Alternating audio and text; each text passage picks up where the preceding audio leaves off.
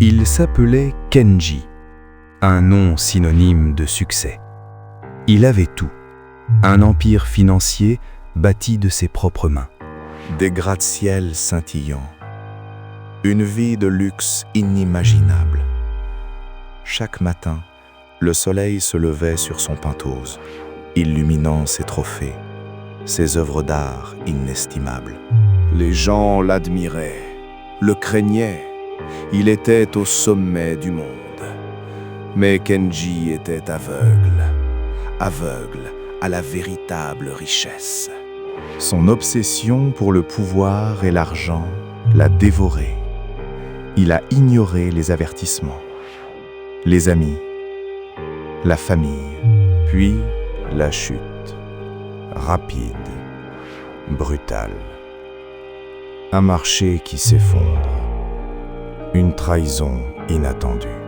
En une nuit, son empire s'est effrité, ses biens confisqués, ses amis disparus. Kenji, l'homme le plus puissant de la ville, s'est retrouvé seul, sans rien, errant dans les rues qu'il avait autrefois dominées. Le froid de l'asphalte remplaçait le velours de ses draps. La faim rongeait son ventre, là où autrefois les banquets s'étalaient. Chaque jour était une lutte.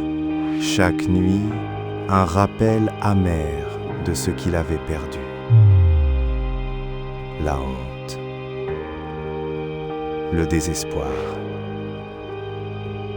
Ils étaient ses seuls compagnons. Kenji ne comprenait pas.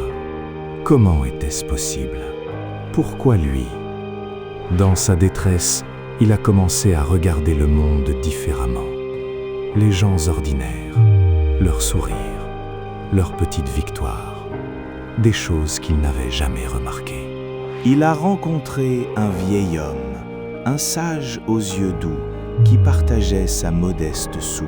« Quand tu perds tout, murmura le vieil homme, tu es enfin libre de voir ce qui compte vraiment. » Ces mots ont résonné.